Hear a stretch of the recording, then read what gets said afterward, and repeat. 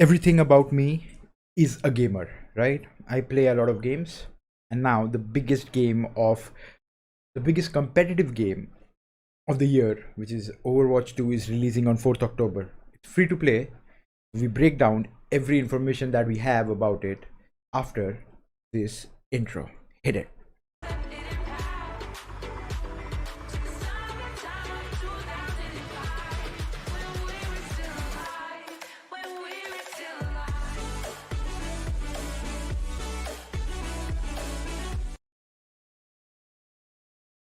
Welcome back. This is Humble Discussions, and today's topic Overwatch 2, right?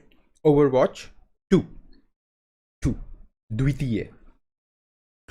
Firstly, very important, free to play. That's a big thing, right? For a competitive game to come as a free to play. When I started playing Overwatch 1, it was like $30. So in Indian currency, around 2,500 rupees or 2,000 to 2,500 rupees, right? So that's a lot for any casual gamer to just bring that amount of cash and just start playing from day one. You cannot do that. So you have to understand the game first, like the game, love the game, and then hope to spend that money. I'm talking about casual gamers, not hardcore gamers, right? But now it's free to play. Everyone can just create an account and hop in. So what comes with the idea of free to play? The pointers, I'll talk in pointers, right? I'll talk in on how and what I expect the game to be and how the game is. Firstly, first pointer, it's free to play, right? So get that out of the way. It's free to play. Can be a potential Valorant killer, maybe. I don't know. Valorant, again, one of the top games right now in the Southeast Asian FPS community. Competitive game, of course. So if Overwatch can do a lot of marketing in this area, because they are focused on NA and Korean and maybe EU kind of market, but if they can do a lot of marketing in this area, I think it has the potential, because the first game was absolutely amazing, except for the content part and then the balancing part. Everything else about the game was absolutely fantastic. The servers were great and everything else was great. So I hope the same amount of technology comes in the next game. I've played the beta and it's absolutely amazing. So if that happens, I think it has a lot of potential to dethrone Valorant as a game. Second point, the most important, we used to play with two tanks in Overwatch 1, but now just one tank. So tank is kind of a hero class that you select. So like in Valorant, you select initiator, controller, duelist. So we used to play with two tanks, two DPSs, which are the duelists in Valorant, and two support heroes, right? Now we have just we played with six heroes. Now we play with just five. So one tank, two DPS, and two supports, right? DPS is like duelists in Valorant. So that is again a very big change coming in. I played the beta and it was absolutely amazing. Playing with one tank, you get a lot of more room for improvement as well. Plus you get a lot of freedom. You can do whatever the fuck you want.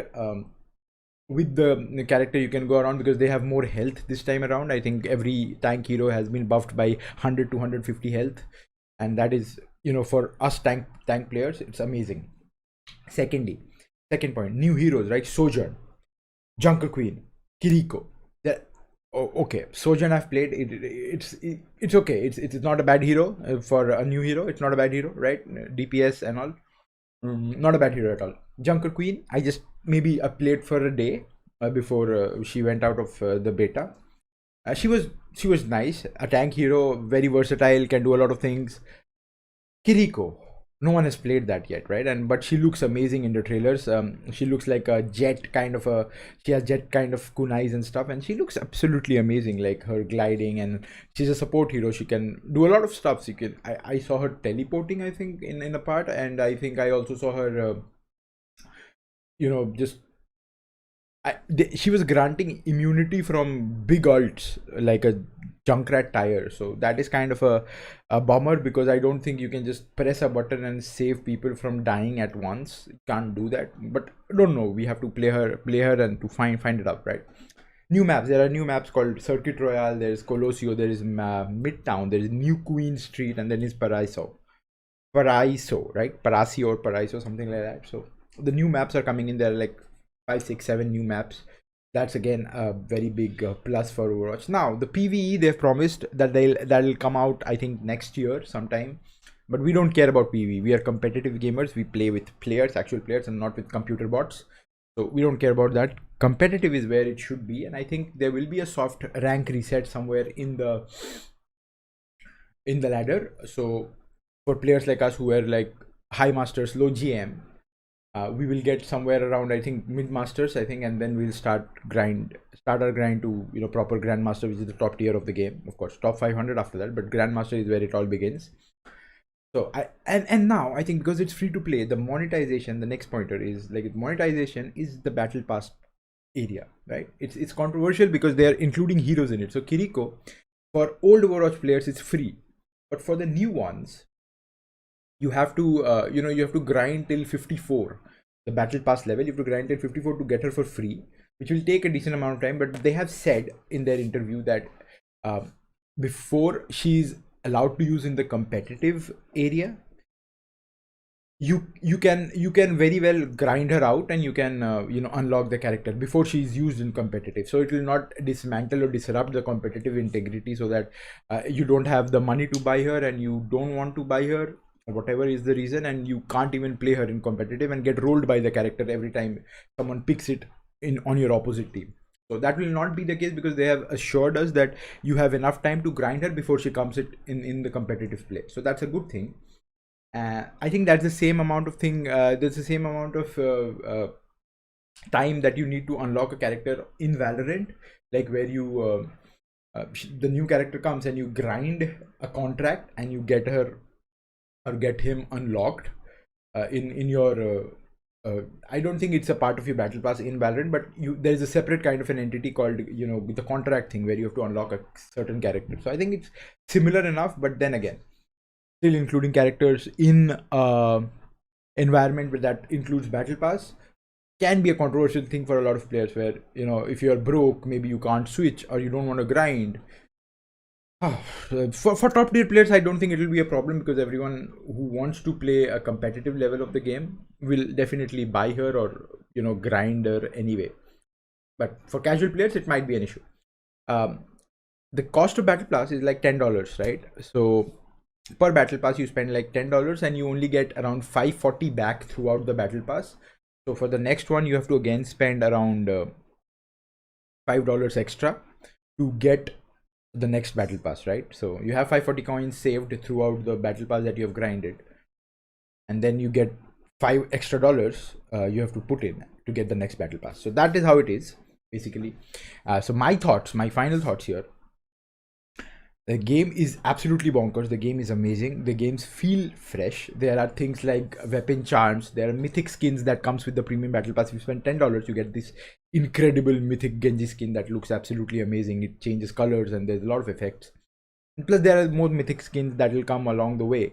But this is a part of it. The game looks amazing. The game looks fresh. Just because there is one tank less, the game absolutely feels so much more balanced. You can do a lot much more. The carry potential for a certain player has increased.